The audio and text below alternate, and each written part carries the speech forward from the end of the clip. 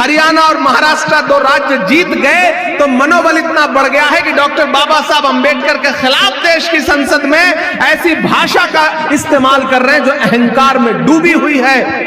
इसलिए साथियों, आपसे अनुरोध करता हूं कि इस बड़ी लड़ाई में कांग्रेस पार्टी के साथ खड़े होइए, अखिलेश भाई के साथ मिलकर के पूरा अल्पसंख्यक विभाग पूरे प्रदेश में, बिहार में जिस मजबूती के साथ आवश्यकता है उनके कंधे से कंधा मिलाकर के, कांग्रेस कमेटी के कंधे से कंधा मिलाकर के पूरे प्रदेश के एक एक जनपद में, एक एक विधानसभा में जाने का काम करेगी। ये मैं आपको आश्वस्त करता हूं, ये मैं आपको भरोसा दिलाता हूं। और चुनाव के दौरान तो हम लोग आएंगे ये चुनाव प्रचार में, लेकिन मैं चाहता हूं कि आज से एक रोड मैप बने। अध्यक्ष जी, आप निर्देशित करें हमारे स्टेट चेयरमैन साहब को, हमारे प्रभारी जी को, और उसके बाद जहां भी आवश्यकता लगती है, मुझे खुशी है कि आपने माइक पर यह बात बताई कि मेरा बिहार से एक जज्बाती लगाव है। इसमें कोई दो राय नहीं कि बिहार से मुझे एक जज्बाती लगाव है। इसीलिए जब भी मुझे देश की पार्लियामेंट में बोलने का मौका मिलता है तो मैं कोशिश करता हूं कि बिहार के जो भी मुद्दे हैं उनको अपने भाषण में जरूर समेट सकूं और सदन के पटल पर रख सकूं। कुछ बातें हैं 15 मिनट का समय मिलता है, 10 मिनट का समय मिलता है, जो आप कह देते हैं, कुछ जो छूट जाती है वो मैं कह देता हूं। यही एकजुटता तो हमें आगे ले जाएगी। इसी एकजुटता की तो आवश्यकता है और इसी एकजुटता को अपनाने की जरूरत यहां चंपारण के हमारे लोकल नेताओं को भी है कि आप अपनी दुनिया में मगन बने बैठे रहिए, लेकिन अंततोगत्वा एक वोट से भी अगर सत्ताधारी लोग जीत जा रहे हैं तो हार है। उसी देश की पार्लियामेंट में जो 48 वोट से, सिर्फ 48 वोट से चुनाव जीत के सांसद बन के आया है वो भी बैठता है, और हमारा एक सांसद है जो 10.5 लाख वोट से असम से जीत के आया है वो भी बैठता है। तो जीत है और हार है, और लोकतंत्र नंबर का खेल है। चुनावी प्रणाली जो है वो नंबर का खेल है, कितने सर, कितने मतदाता, कितने वोट। तो इस गणित में आपको गुणा गणित तो बिठाना पड़ेगा। अपना ईगो, अपना जबरदस्ती का जो एक ईगो है उसको किनारे रख करके संगठन कैसे मजबूत हो, इसके लिए हम सारे लोगों को काम करना पड़ेगा। कोई दूध का धुला नहीं है। हम सब में से कोई बहुत राजनीतिक तौर पे कोई बहुत बड़े दिल का हो सकता है, सारे लोग होता है कि नहीं होते, लेकिन जब राजनीतिक नतीजों का दौर आ रहा है तो फिर लोगों को स्पेस दीजिए, लोगों को साथ जोड़िए, एकजुट करके साथ लेकर के चलिए। और पूरे बिहार में मैं उस आहट को महसूस कर रहा हूं अध्यक्ष जी। पटना से उतर करके यहां तक आते हुए, यहां मीडिया के साथी मौजूद हैं, कल शाम से लेकर के अब तक जितना मैंने इनसे बात किया है, मैं ये महसूस कर रहा हूं कि बीपीएससी के जो छात्र हैं, नौजवान, पेपर लीक की शिकायत करने के लिए जब सरकार की चौखट पर गए तो उनके पीठ पर जो लाठियां बरसी हैं उसका जख्म अभी सूखा नहीं है। वो तैयार हैं इस बात का बदला लेने के लिए। मैं जिस इलाके में खड़ा हूं ये गन्ना किसानों का इलाका है, और किस तरह से उनकी फसल को बर्बाद किया जा रहा है, किस तरह से उनको न्याय नहीं दिया जा रहा है। यहाँ का किसान इस बात से नाराज है। कीमत तो बहुत बढ़ गई शहरों में धान की, लेकिन विदा न हो सकी बेटी किसान की। मौका मिला तो लोगों ने कुर्सी के वास्ते, मौका मिला तो लोगों ने कुर्सी के वास्ते तस्वीर ही बिगाड़ दी हिंदुस्तान की। इस देश का किसान और खास तौर से बिहार का किसान आज तक नहीं भूला है कि किस तरह एमएसपी की लीगल गारंटी मांगते हुए 700 जवानों को, किसानों को अपनी शहादत देनी पड़ी। तब सेंटर की सरकार को यह एहसास हुआ कि वो जो कृषि कानून लाए थे वो काले हैं, और उनको बदलने के लिए नरेंद्र मोदी जी तैयार हुए। इतनी कुर्बानी तो एक साथ जलियांवाला बाग में अंग्रेजों ने भी नहीं ली थी जितना इस सरकार ने किसानों की कुर्बानी ली है। तुझको कितनों का लहू चाहिए अर्ज़े वतन, कितनी आंखों से कलेजा तेरा ठंडा होगा। ये किसान विरोधी सरकार है, ये नौजवान विरोधी सरकार है। पिछली बार आपको याद होगा जब महागठबंधन की सरकार थी तो किस तरह युवाओं को नौकरी देने का काम किया था बिहार की महागठबंधन की सरकार ने। अगर बिहार का युवा चाहता है कि फिर से नौकरी आपको मिले, किसान चाहता है कि उसके सम्मान की राशि उसे मिले, किसान चाहता है कि उसके कर्जे माफ माफ किए जाएं। तो एक बात याद रखना, अगर इनकी सरकार बनी तो अंबानी और अडानी के कर्जे माफ होंगे, अगर आपकी सरकार बनी तो किसानों के कर्जे माफ होंगे, मजदूरों के कर्जे माफ होंगे, गरीबों के कर्जे माफ होंगे। यह बुनियादी अंतर है भाजपा और कांग्रेस की सोच में, यह बुनियादी अंतर है नरेंद्र मोदी जी और राहुल गांधी जी की सोच में। मैं राहुल गांधी जी के साथ चला हूं 4000 किलोमीटर, मैंने देखा है उनके पैर के छाले, मैंने देखा है उस आदमी की मेहनत। उस आदमी ने बस एक नारा लगाया 4000 किलोमीटर चलते हुए कि नफरत छोड़ो भारत जोड़ो। एक मीडिया के साथी ने मुझसे कहा कि इमरान साहब आपको क्या लगता है भारत जोड़ो यात्रा से देश बदल जाएगा? हमने कहा बिल्कुल बदल जाएगा। जब महात्मा गांधी जी ने अंग्रेजों के खिलाफ भारत छोड़ो आंदोलन शुरू किया था तो उस वक्त भी कोई नहीं मान रहा था कि अंग्रेज देश छोड़ करके अंग्रेजों को जाना पड़ेगा।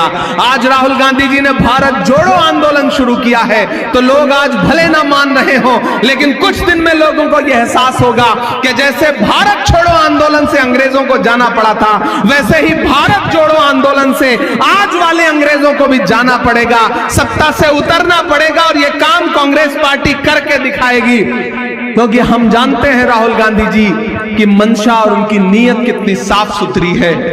राहुल जी जानते हैं टास्क उन्होंने लंबा लिया है, पहले 4000 किलोमीटर फिर 6700 किलोमीटर, क्योंकि वो जानते हैं इस देश में नफरत कम करना पड़ेगा।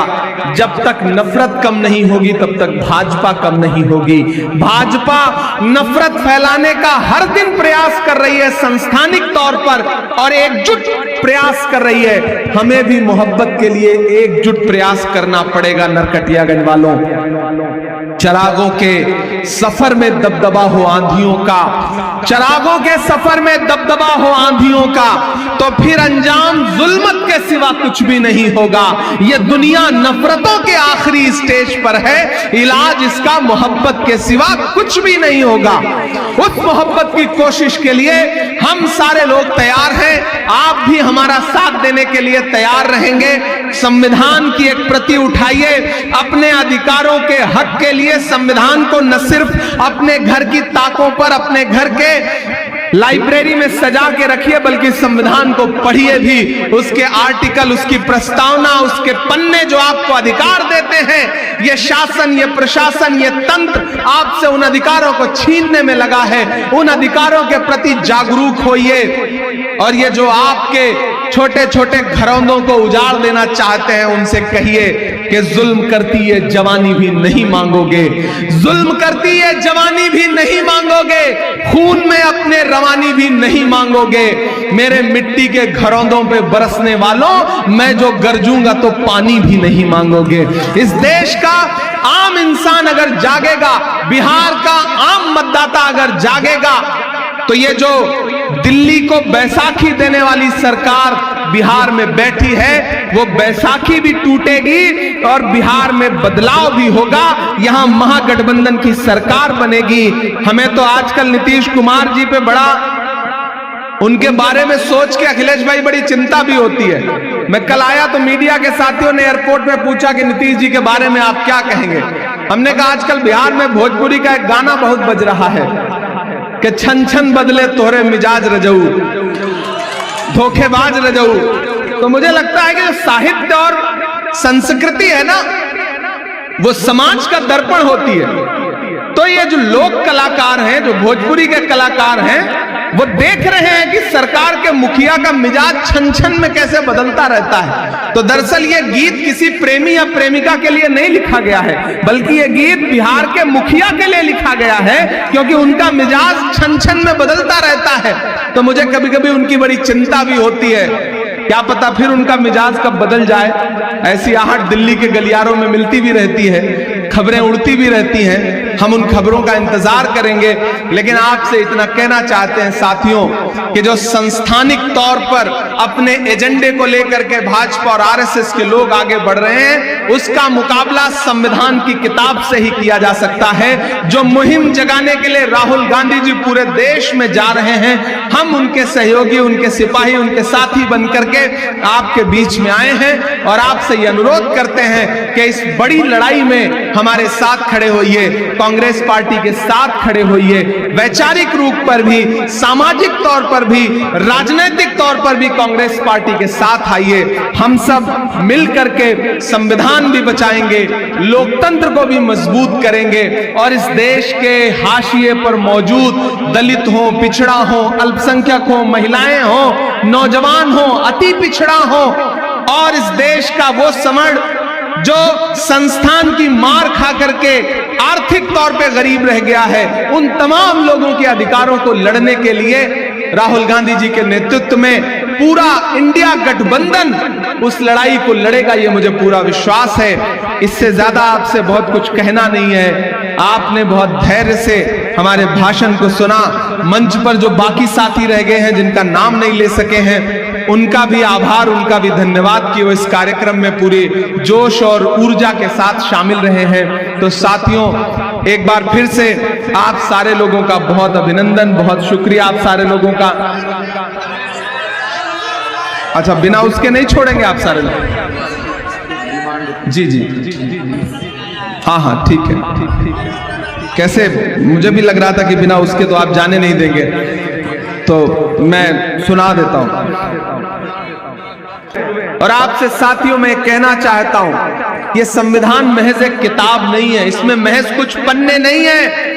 डॉक्टर बाबा साहब अंबेडकर ने कितने रातें जाग करके अपने खून पसीने से इस संविधान को लिखा था। वो संविधान जिसमें महात्मा गांधी के सिद्धांत हैं, वो संविधान जिसमें पंडित जवाहरलाल नेहरू के उसूल हैं, वो संविधान जिसमें मौलाना आजाद के सपने हैं, उस संविधान को कई दशकों तक भारतीय जनता पार्टी के आनुषंगिक संगठन उसका विरोध करते रहे, तिरंगे का विरोध करते रहे। लेकिन आज स्थिति यह है कि जब वो इक्तिदार पर आए हैं, सत्ता पर आए हैं, तो एन केन प्रकार उस संविधान को कमजोर करना चाहते हैं। नए नए बिल लाए जा रहे हैं पार्लियामेंट में, जनता के विरोध में सारे काम किए जा रहे हैं और मैंडेट चूंकि उनके पास है। और इन दिनों लोकसभा चुनाव के बाद जो थोड़ा सा नरमी आई थी,